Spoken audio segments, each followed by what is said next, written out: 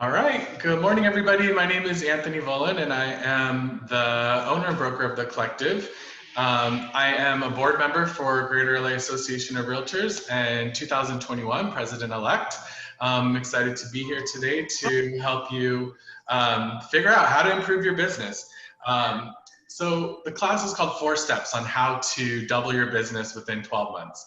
And it sounds pretty ambitious. But luckily in our business, these types of increases in income and doubling your income is totally possible to do over a year. We're one of the few industries that really has the opportunity to do that. So I'm excited to be here and to be able to talk to you guys today. So I want it to be as interactive as possible. Feel free to unmute yourself, talk whatever, ask questions, anything you want. I'm just here to kind of work with you guys and hopefully we'll all learn something today. So let me get my screen share going and we'll get started.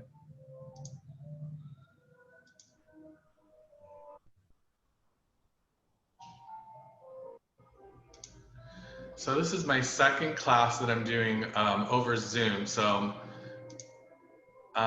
getting used to it. We've done a lot of webinars, but as far as classes, this is a little new, but I think it's good. Can you guys all see the my slide? Yep. All right, sounds good.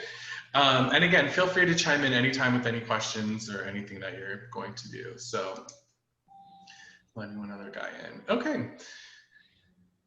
So there are 4 steps to be that there's not one of these steps that you can miss out on if you're really thinking about increasing your business.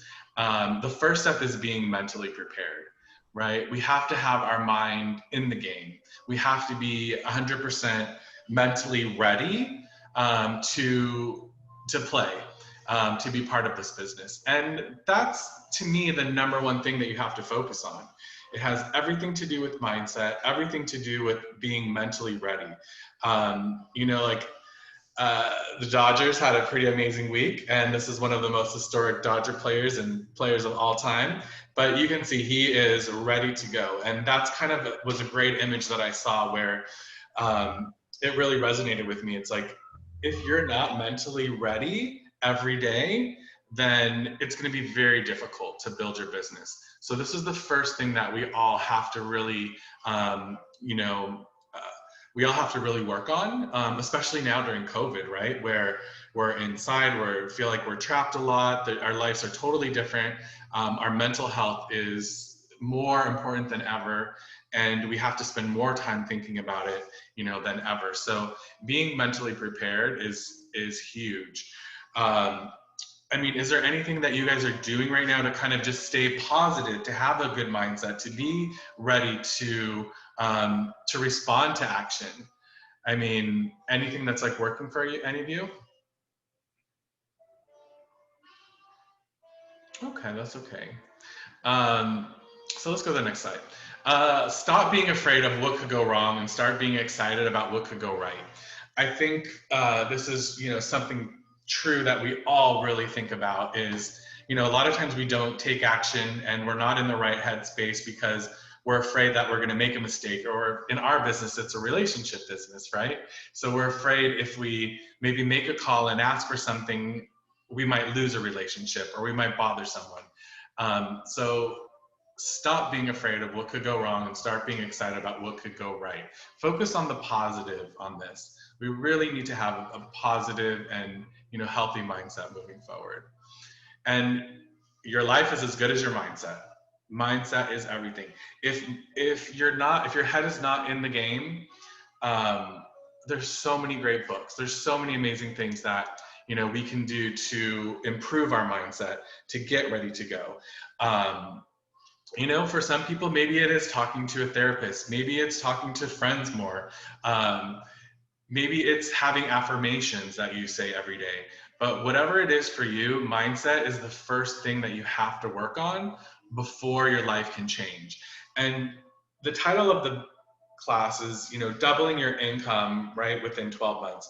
But to me, I don't focus on income. I focus on the results of the income. And we'll talk about more about what that really means. So it's really about doubling the quality of your life, doubling all the good and the joy that you bring into your life. It's not just doubling your income, right? If you're doubling your income, you're going to double the quality of your life. So we'll talk a lot about that.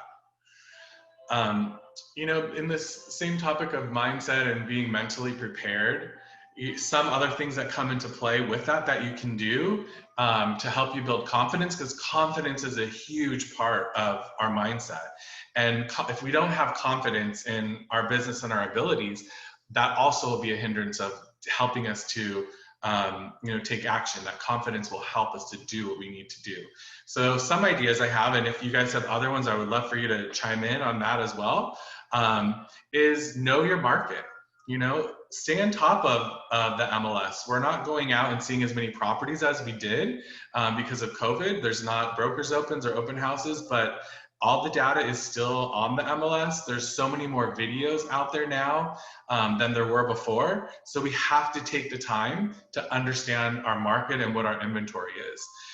This is one thing that I learned that realtors can never be replaced by, is understanding value in a home and understanding what a home is worth.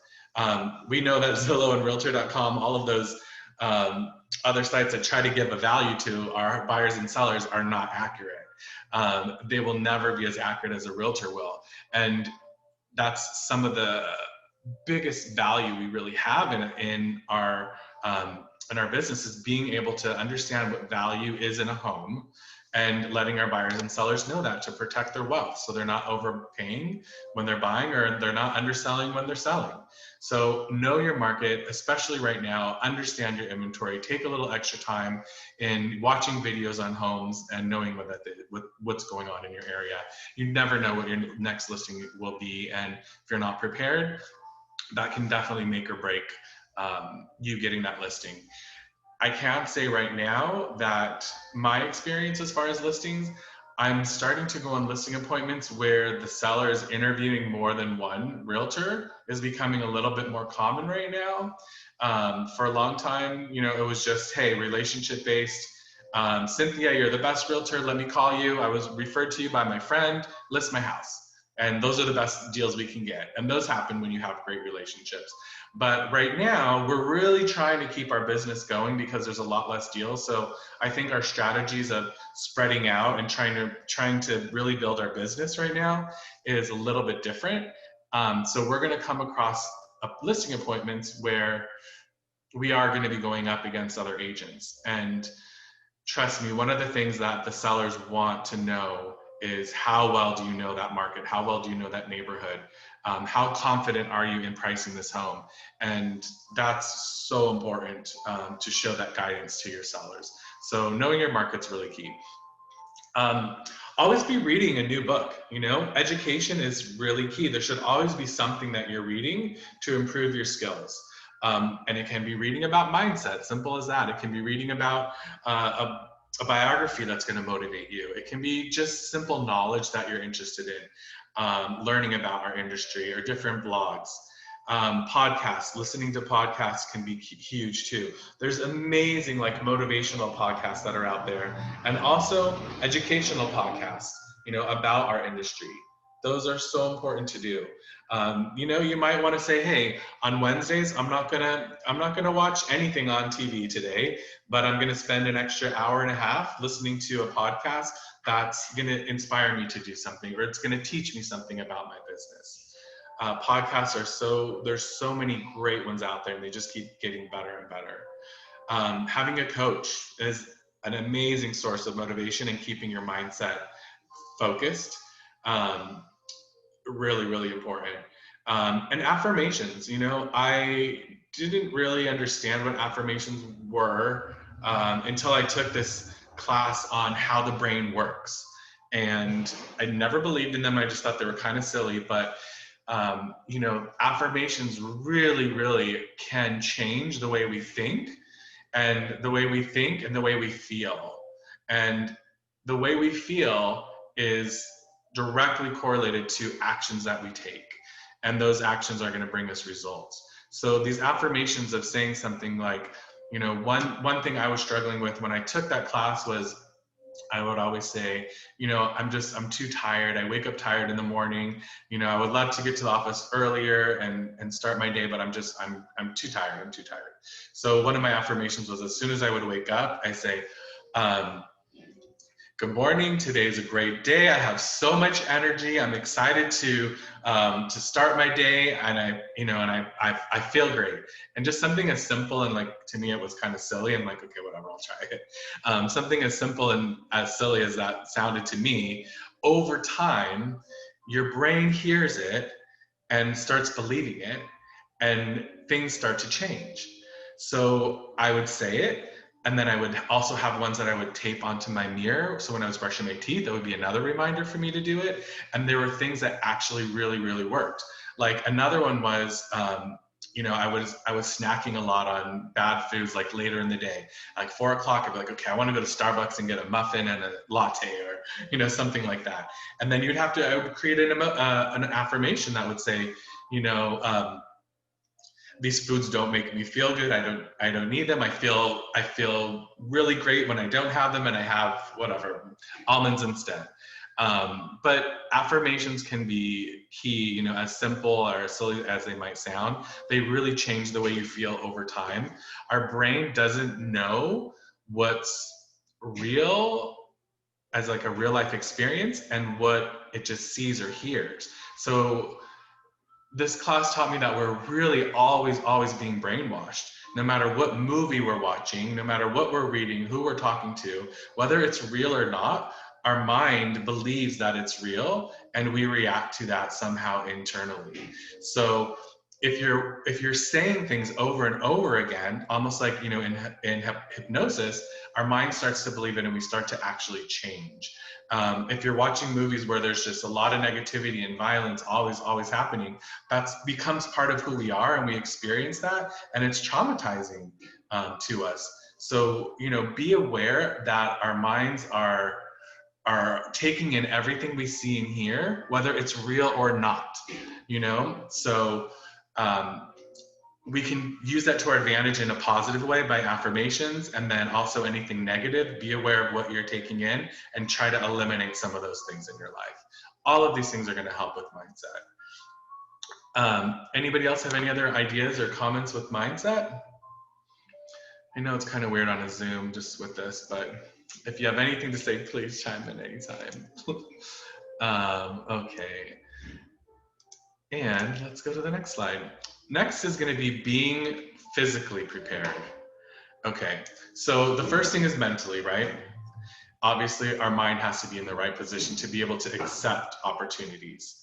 And if you're not ready, you're not going to be able to accept those opportunities. But being physically prepared also is number 2. So if you don't have energy, you don't have anything, and energy is everything.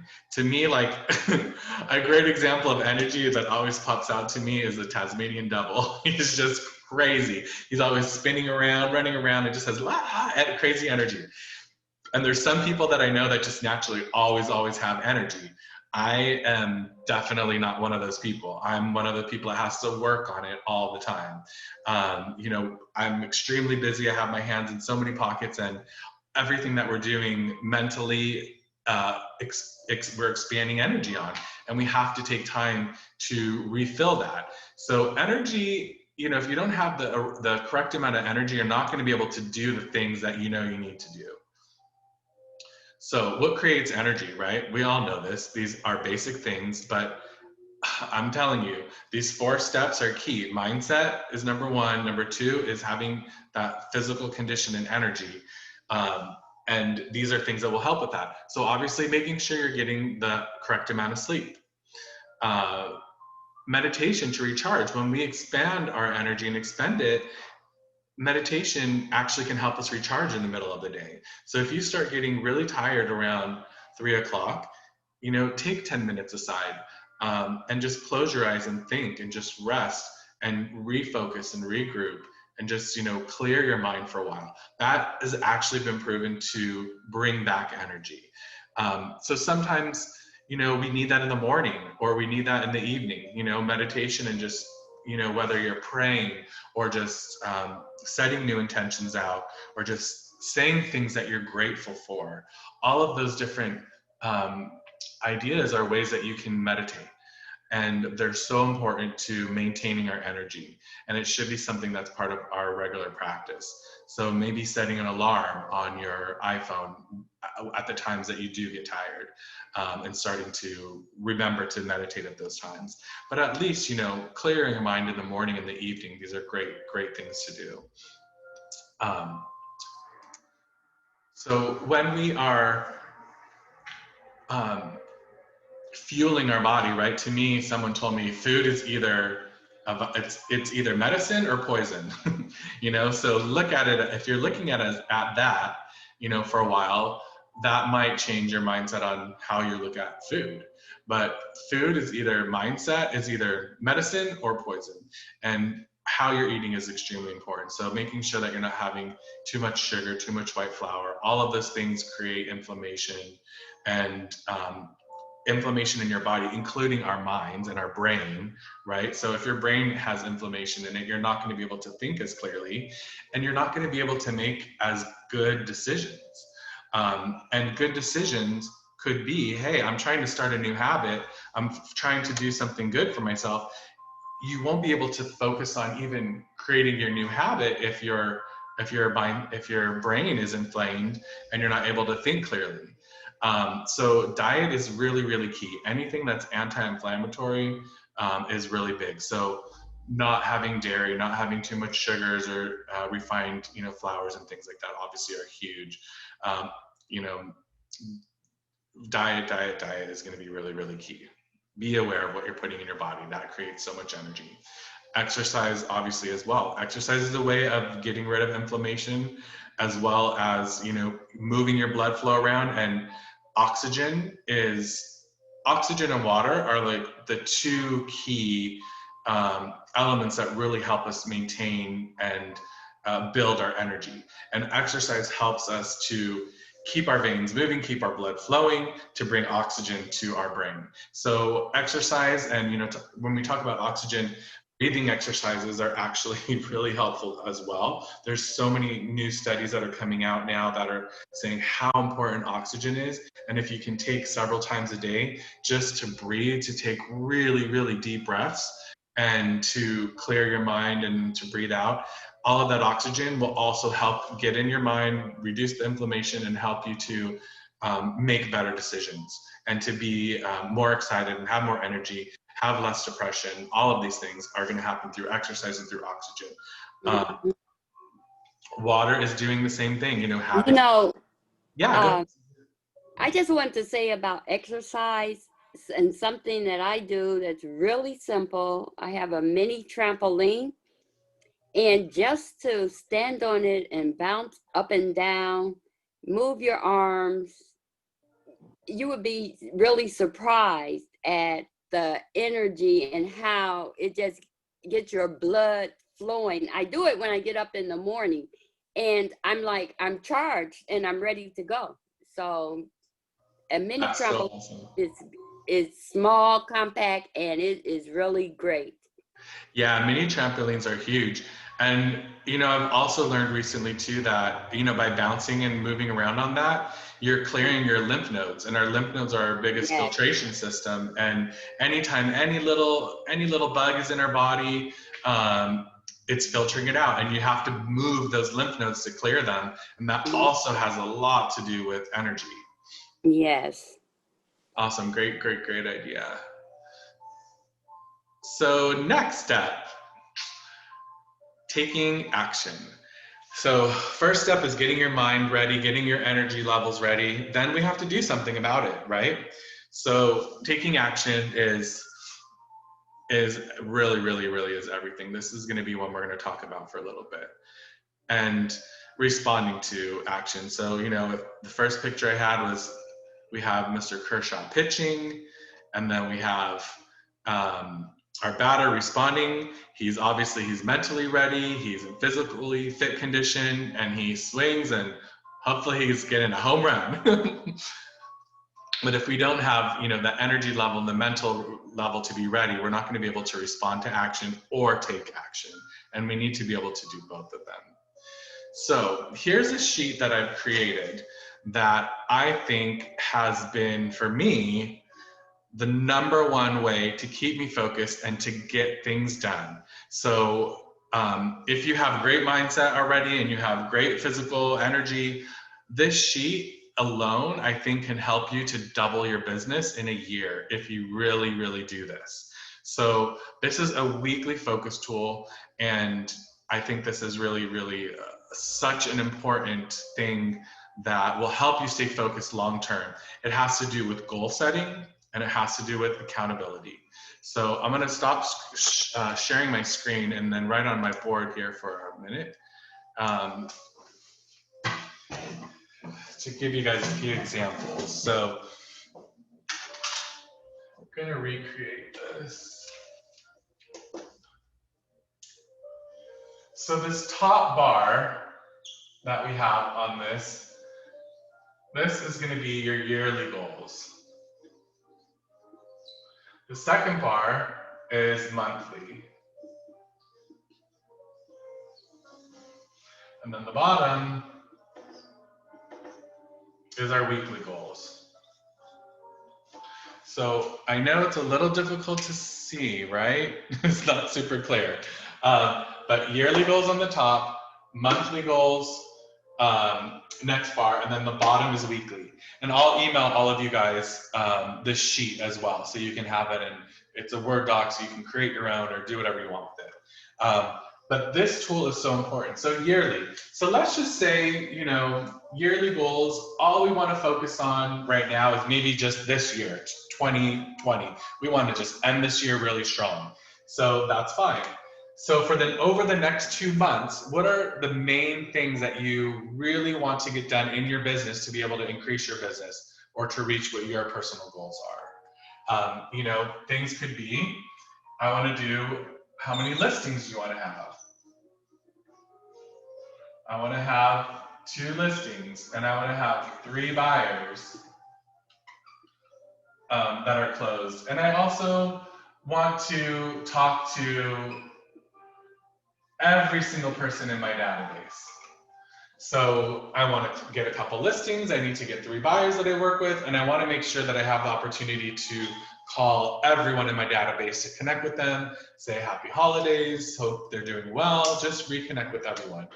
Okay, so next step is monthly, breaking that down into your month. So what do you need to do in November in order to help this to happen? So we got to get 2 listings and 3 buyers. So what are some activities that you do to get a new buyer? What are some things that we could be doing next month to try to get a new buyer? What are things that you guys do? Anybody can chime in.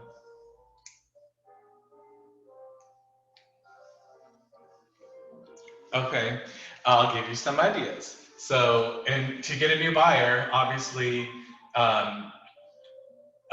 right now, we were not doing open houses. That was a really big one before. So as the market changes, open houses will be really key. But right now, it's all about really relationships and everyone that we have in our database and getting referrals.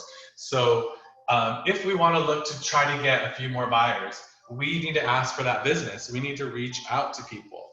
So do you have, everyone's going to be different, right, on how they're building their business and what connections they have. But say for an example, in order for this to happen, I really need to make sure that I see face-to-face the key influencers in my database.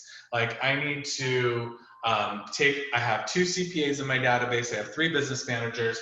I need to take those key people to coffee or have some type of conversation with them. Maybe we're going to go have a lunch. Maybe we're just going to do a Zoom call together.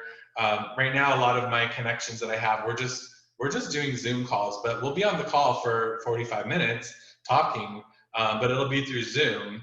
And it's kind of cool right now because before, we would maybe have a short phone conversation, but it seems like When we're on Zoom, we're able to go a little bit longer because we're connecting at a little different level because we're able to see each other and read each other's emotions. So the Zoom calls for just connecting with people has really, really been helpful. So we want to connect with these people. I'll say I have 5 people to do this month. If I want to talk to everyone in my database by the end of the year, I have 500 people in my database. I need to talk to 250 of them this month. Um, so whatever the activities that you have to do over the next month to reach your yearly goals, breaking them down, do. And then it's simple, right? Then we put it down week by week.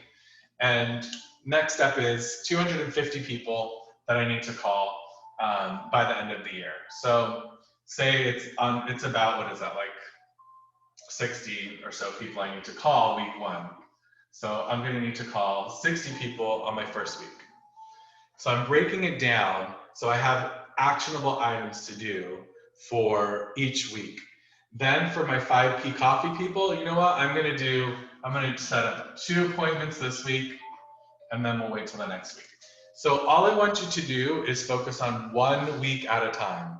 So this very first week, you're going to break down your monthly goals to the 1 week.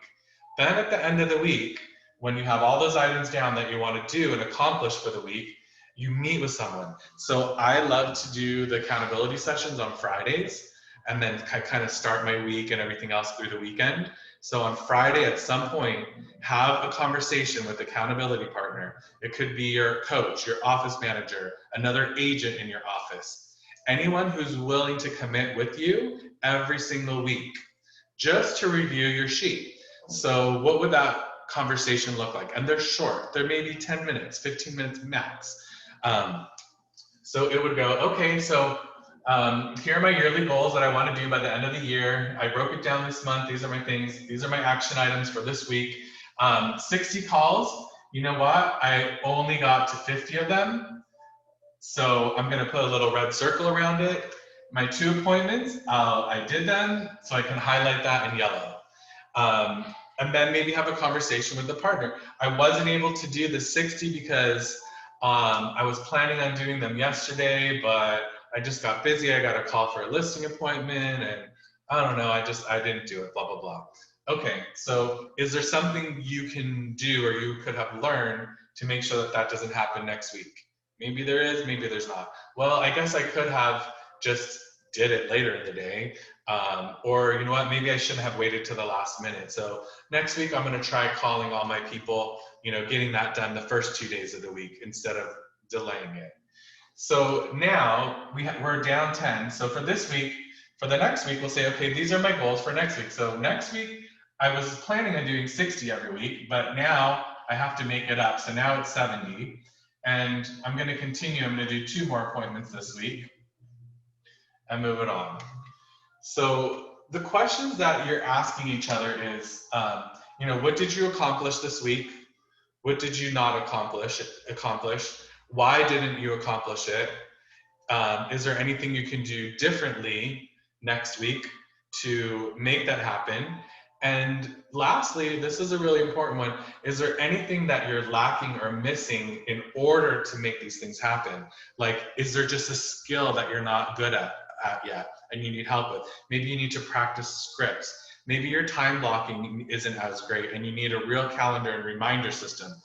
What is it for you that maybe you're lacking that didn't cause that? So every week it's very simple, just those 4 questions that you'll ask each other, and then you move on. So this is pretty amazing once you start doing this month after month. Just the fact that you're writing it down and starting to track these things will make it so much more likely that you're going to get things done. For me, I found I'm able to get probably 2 to 3 times the amount of stuff done if I write it all down and I talk to it with someone every single week. You will get at least twice as much stuff done because they're not huge time consuming big items, but they're the most important things that you need to get done in your business. And when you actually write them down and get them done, your business will completely change. So the next step, okay, there's one more step. After we start tracking weekly and writing things down and adjusting week by week, Now we go to our next month, and we might have to adjust that a little. It's constantly being adjusted, but you're always focusing on how far away are you from your monthly goal? How far away are you from your yearly goal? What do you need to do different? Now, once you have those items for your week listed down here, like your 60 calls and your things, those things need to be time blocked. They can't just be, I'm gonna do them next week. You need to schedule them. So you're not gonna end up scheduling 8 hours a day for 5 days a week, but you might end up scheduling 10, 11, 12 hours of your week to get those items done. And that's what you should be doing. That's okay. That's one thing that I found that people just aren't doing. They're not time blocking the most important things they need to get done in their business. So, if you have a day planner, whatever it is that you have, to time block, put it in your Google Calendar. Those items that are on your weekly agenda that you need to get done need to be time blocked.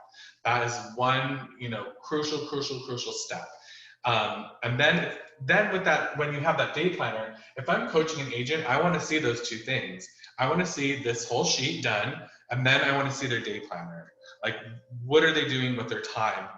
Did they time block it? And if they didn't, why? And let's talk about that. And these things aren't going to come off perfect, right? There's going to be weeks where there's a lot of red marks and other weeks that have a lot of highlights and you're excited for it.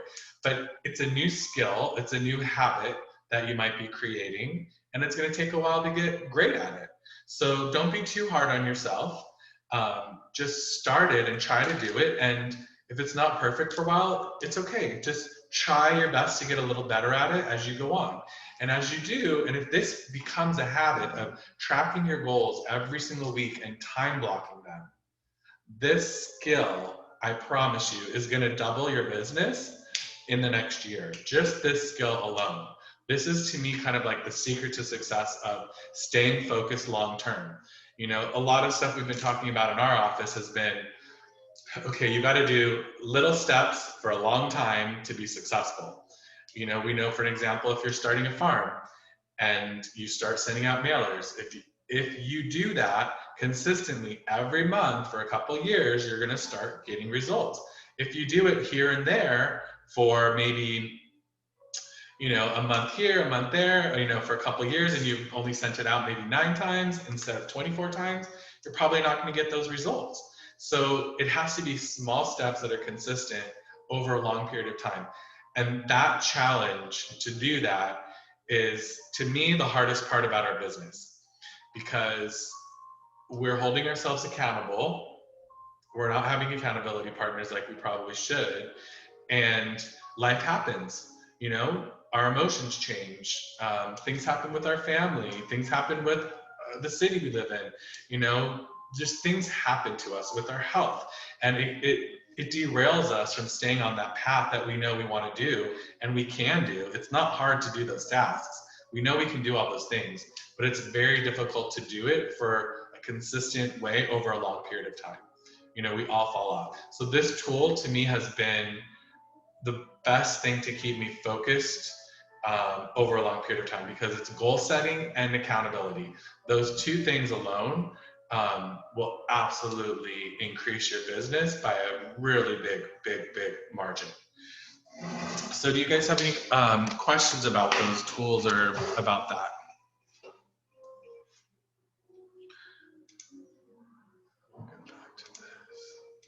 So here's what the sheet will look like.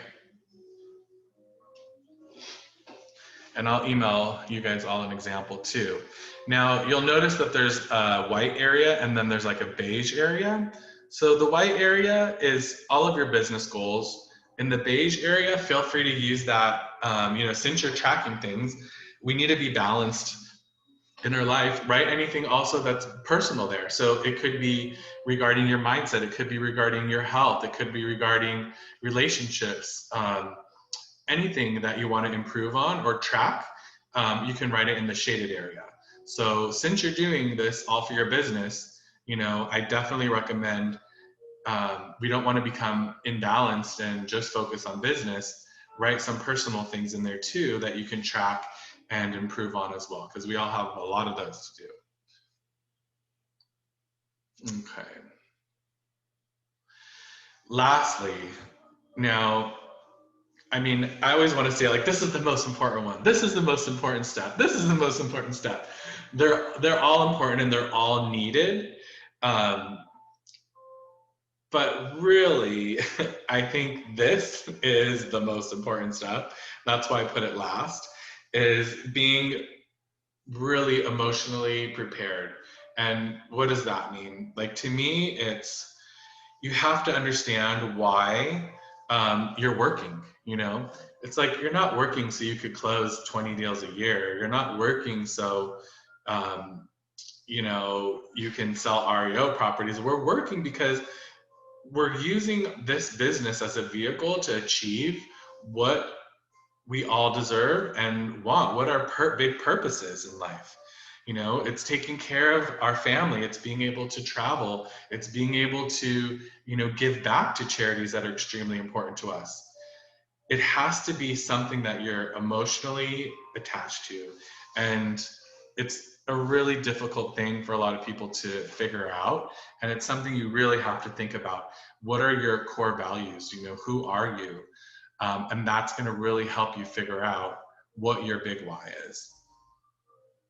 So your why is what's going to push you when you really, really need it. Because, when we go on that sheet and we're like, okay, we got to set up 2 appointments with CPAs this week, but I really am busy. I don't really want to go meet anyone for coffee and talk to them. I'm too tired or whatever it is. Like, there's always excuses and things that come up. But if your why is big enough, this big why is going to help push you through and help you to get these things done. So the first point I wanted to make was focus on fulfillment and not on achievement.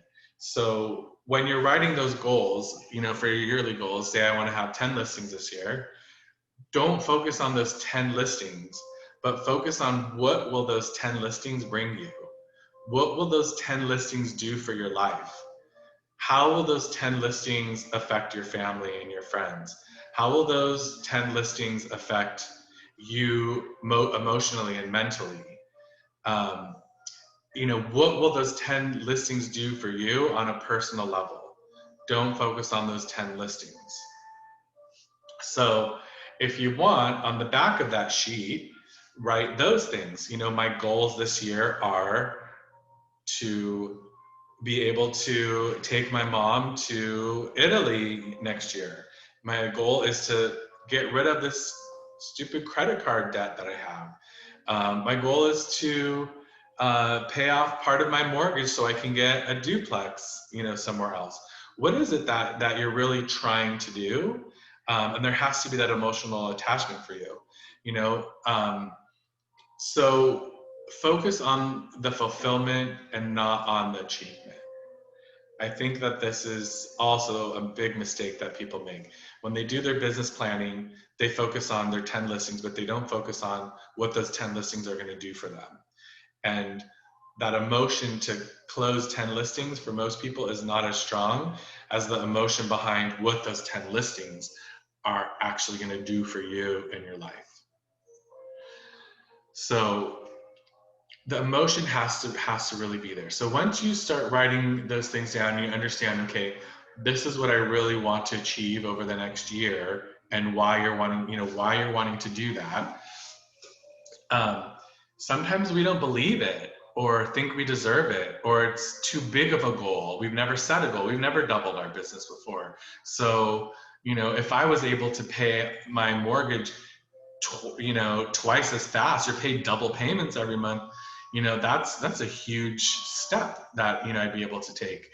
But maybe we're just not quite connected to it, or don't think it's possible, or whatever it is, or, taking my mom to Italy. I don't know. I've never even really left the United States, and to take someone else and to go there, that's a big step. And for a lot of us, sometimes we think maybe we don't deserve it, or we're not believing in it enough. So what I found that works, and that can be really helpful is, we have to create emotion to that goal if it's not strong enough. So we can kind of almost tweak it a little, by just kind of having a little taste of what that goal would look like. What is that excitement of that goal for you? So say, for example, an easy one for me is like saying you want to travel somewhere. I want to take my mom to Italy and we want to go to great restaurants and we want to, see this and that. Well, one thing that you might be able to do now to create that emotion is, okay, I can't afford to go to Italy or do this now, but on my path, I can, take her out to a really nice Italian restaurant. You can have a really great meal and excitement together. And that will kind of reinvigorate the emotion of the bigger picture goal. Because if you experience something positive now and you attach that emotion to it, once you start thinking of that bigger goal, it starts to become more and more realistic. So then you might do something even closer and say, well, okay, in a few months, we're going to go to Napa and we're going to go wine tasting. And we're going to do something a little bit smaller, but still exciting, something that creates emotion and creates that bond that you're looking for when you go to Italy. So you have to create little steps. If your goal is like, I've been really needing to get a new car, and for whatever reason, maybe you can rent the car that you want and drive it for a while and really experience being in that. But there has to be some emotion and little tastes of the emotion in Right. order. That's so true. For me, I had a million excuses. I was raising a family. What if they, why would they choose me? We have so many excuses, but I found out that we can only control what we do. If we're rejected by one, then go to the next and stop allowing the emotions to lead us um, to a place where we just, that rejection. I think that was a big problem when I first started out in real estate. But you know what? It's just like I had to develop the mindset. All they can do is say yes or no. Yeah. So, and kept going. Exactly. It can be a challenging business, and that's why I wanted to put the mindset segment of this class first, because you have to have that strong mindset of just pushing forward, because there is a lot of rejection in this business, and that mindset is everything. So emotions, I mean, where do I have this? My next slide, right? This is exactly kind of what you're talking about. Emotion creates action, and action creates results. So if you're negatively affected emotionally because of a rejection, that's going to completely affect the results of what you do next. And if you don't create a negative emotion to that rejection and you move on and you're excited about possible opportunities moving on, that's going to create great results for you moving forward. So we have to be so in tune with how we're feeling. And we don't talk enough about that in business. You know, Right. it's all about numbers, go, go, go, go. But no, it's emotion is behind everything. Emotions are so important. Emotions drive everything. So we need to really be aware of that. Yes. So let's go back to this slide to finish up. Creating a vision board so you actually see what some of those positive results are actually works, right? There's so many studies on it that show, like, if you can see every single day what it is that you are striving for and it creates that emotion, it's going to help you be more productive that day. So, seeing what it is that you're trying to strive for in some creative way is important. I always tell people when they're creating a vision board, it's a vision board should be for the next year. Don't go too far out, because it's really hard to create that emotion for that. Create baby steps. So you might want to have a couple long-term goals on your vision board, but mostly all of it really should be something that you're striving for within the next year. And there needs to be emotion in there. So it's not just cutting out images from a magazine, right? That's not going to create enough emotion for most people. But having pictures of people, of experiences that you've had with our family, with our friends, can create more emotion. So if you have, a picture of Italy and you put you and your mom next to that picture of Italy, that's more powerful than just having a picture of Venice, you know? So having that emotion and creating the attachments, making it as real as possible, seeing yourself there in that final round would be something that you should consider for a vision board. Now, it's also okay to have any type of negative force drive you, to motivate you, to push you forward, to have it balanced. You know, everyone's motivated a little bit different, but if there's anything that's, you know, negative, that's kind of pushing you forward, it's also okay to be a part of it. We need to have a balance of both. I know some people are, anything that's, you know, negative or fear kind of paralyzes them, and other people it pushes them. And the same thing with something positive. Sometimes a positive goal paralyzes them because they're not believing it in enough, and other people it excites them so much that they just fight for it. So, you know, something that could be negative could be a fear of being broke.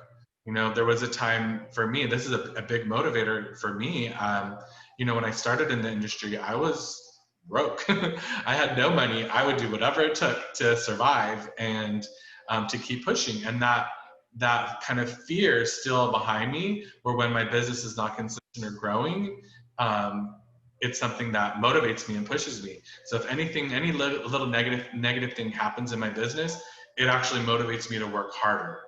And that's just how it works for me, but it's not for everyone. But negative things can be something that's a part of it. So if you're afraid of not being able to take care of your family, or, you know, yourself, or you're like, okay, if I don't get these things done, I'm not going to be able to retire in 2 years like I plan. I'm going to have to keep working forever. You know, that could be a motivator. That's okay.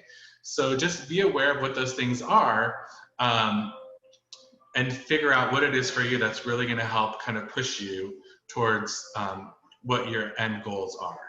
So your end goals are not to be, it's not that you're not wanting to be broke, right? It's wanting to have stability. It's wanting to have extra joy. It's wanting to be able to have more free time. Those are things that should be on there, but no, the motivating factor could still be something that's negative. So again, emotion, emotion, emotion. Emotion creates action, and action creates results. It's something, again, that we just really need to take very seriously.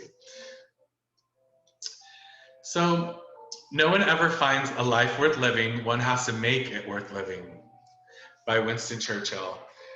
I thought this was a really perfect quote to kind of end this class. You know, it's not just, no one ever finds a life worth living. One has to really make it worth living. So it's really up to us, the action steps we take, what we do, how we stay focused. Luckily in our business, we're not alone. We have so much guidance. We have so much education, so many studies on our business on what it takes to be successful. You know, there's so many mentors around. There's so many opportunities to build an amazing life, and it's really just up to us to kind of chime into that. So the business opportunity is there. What is it for you? Which one of the segments today is the one that you need the most work at? Which one do you need to do first? You know, maybe it's the mental part, maybe it's physical, the energy, maybe it's just I need to set goals and track them. I need to be better at that. Or maybe you're just not motivated enough because you don't know why you're working. So all of these steps are going to be extremely important to building an amazing life worth living. And it's really up to us to create that. So I would really encourage you to focus on just one section and really start to master that first, whatever one it is for you, and then move on to the next one.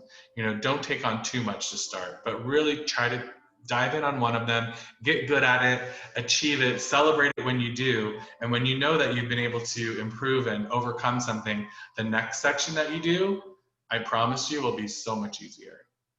So I've really enjoyed putting this together and being here today for you. If you enjoyed the class, please let everybody know at Greater LA Association of Realtors. And you know, I look forward to teaching more classes in the future. Feel free to reach out to me at any time. Here's all of my contact info. You're welcome to call me, text me, send me an email. I have a boutique office in West Hollywood, right between Sweetser and Harper. Even say hello if you'd like to anytime. But my passion is really to help people build wealth, and helping realtors build wealth is huge, and making sure that I can help our realtors teach your clients how to build wealth this big, because to me, it goes right back to my motivation. My motivation is to have stability, to have more joy and less fear, because it comes back from the time when I was broke and afraid.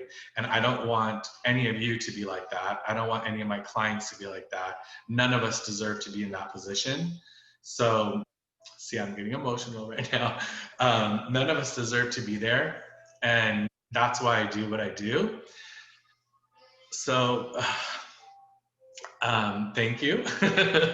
And I really look forward to continuing to help all of you. And I'm so glad you're here. And Miss Anita, so good to see you. Does anybody have any comments, questions, or anything today that they'd like to add? I just want to say thank you.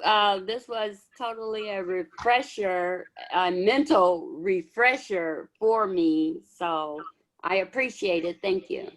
My pleasure.